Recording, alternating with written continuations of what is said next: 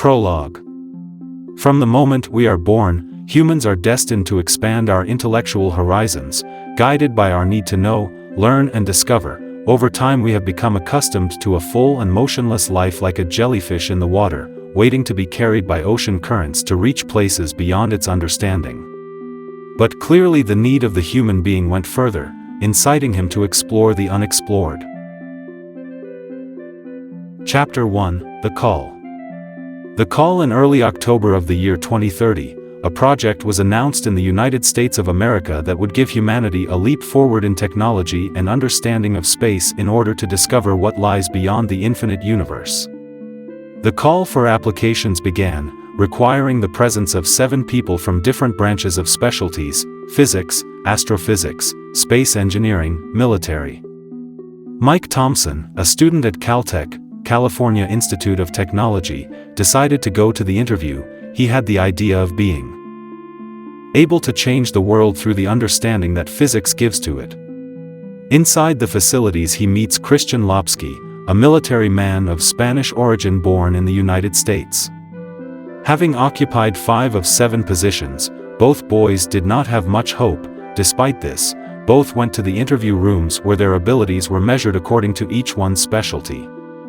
After the tests and a wait of 4 hours to receive the data of the 2 selected for the available positions, Mike and Christian were chosen to be part of the radio project. Chapter 2: The Project. The project. Monday, October 20, 2030, General Francis Galliend, in charge of directing the project, received the 7 selected kids: Martha Simpson, space engineer; Stuart Santorini, astrophysicist; Jones Miles, Rebecca Fuentes, Davis Smiths; Christian Lopski, belonging to the American militia; and Mike Thompson, theoretical physicist. Inside the facilities, Mike was nervous. The landscape was different from everything he had seen until now.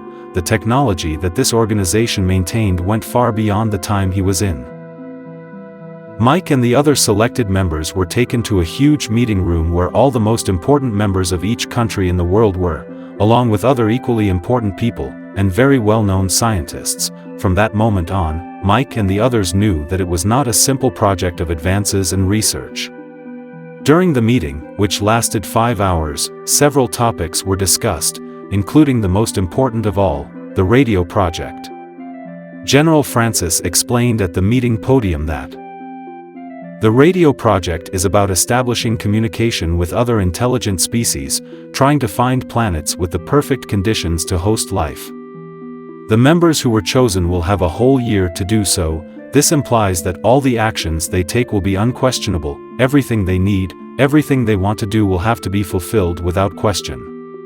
Mike and the other members will have to get used to this new life that they will lead for a year. Chapter 3: The Signal. The Signal. During the course of the year, the members of the radio project developed devices and technology that allowed them to send coded frequency waves at 50% of the speed of light. Mike had the idea of using a planetary alignment to amplify the frequency of the waves, so that they would reach the GHX-9 system. This alignment was predicted to occur on Friday, September 7, 2031. Which meant that the project now had less than a year to be both finished and put into use.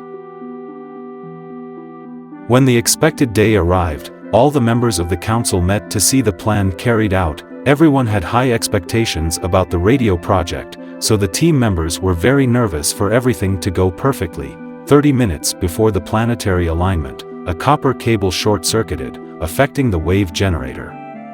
Engineer Martha Simpson, with the weight of the mission failing on her shoulders, began to try to fix the damaged cable. There were 15 seconds left before the planetary alignment began and Martha was able to fix it. The mission was a complete success, and the team was able to send the coded frequency wave signal to the GHX-9 system. Chapter 4: The Visitors. The Visitors. December 1, 2038. 7 years had passed since the execution of the radio project and the members continued to wait for a response. Mike had been performing calculations to reach conclusions such as, there is no life in that system, or the wave signal did not reach its destination. That night, Christian, who was on guard, noticed a flashing green light on the wave receiver. It was not until he confirmed that it was a received signal that he notified the entire team and the high-ranking members of the council. General Francis was very hopeful that the project had not been a failure. Mike, who oversaw reviewing the received data, was able to decrypt the frequency waves, obtaining the following messages as a result: "It is better to remain silent, they are watching you, they are stalking you, and you are their target." The happy atmosphere that was felt turned into a cold feeling that froze the feet and hands, making sweat on the forehead of every person who heard the message. Mike and all the team members were stunned. Who would say that a project to find planets that harbored life would become a sword that you throw into the sky, and it falls on your heart? The radio project had caused a future colonization of the planet Earth. Everything was clear except the alphanumeric message that made no sense. Chapter 5: The Hideout. December 15, 2038, the radio project was eliminated and dissolved by the council. Mike still couldn't get the idea that this was the end of humanity out of his head, and he couldn't get the alphanumeric message out of his head either. He had invited Christian to his apartment. They used to meet to drink and talk about everything that had happened, until Christian saw Mike's calculations on his whiteboard, and could see that if they concentrated on the non-binary numbers, they could get a result, which was D110225M111012A111102101318, December 25, 2038. It was a very close date, without a doubt the date on which the future unwanted colonists would arrive. Along with this data, Mike and Christian called the team to make a plan. Mike and Stewart came to the conclusion that if they couldn't escape, they should hide the planet, so they put the Veil plan into action. Using the Earth's natural satellite, Moon, the Sun and Mars, they would create a cloth made of plasma that would cover the Earth and make it undetectable from the outside by frequency waves. Martha saw it as impossible with the little time and technology they had. Before giving up, a call came through Mike's phone. It was General Francis who offered them all the help they needed to save the Earth. Christian had told him everything. With everyone's help, they created a series of satellites that would launch plasma rays towards the 3 desired points constantly while they hide. Final chapter: The Colonists. The colonists, December 25, 2038, it was around 5 p.m., the satellites were put into orbit, and the Veil plan began to be executed. Martha was in charge of verifying if all the devices were working correctly. Mike and Christian were very anxious that everything went well, or else the planet would be left in total devastation. At 9 p.m. the alerts of the tracking devices were activated where 2 large signals were perceived approaching the Earth. Panic filled every member and person present in the project room. It was calculated that they would reach the Earth around 11 p.m.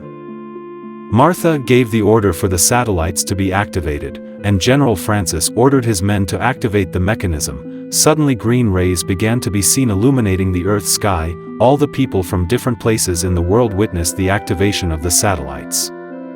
A green layer covered the Earth, reflecting sunlight and plunging the Earth into total darkness. The governments of each country deactivated the electrical services, causing the minimum brightness to go away. The Veil plan had been executed successfully and just in time because 2 extremely gigantic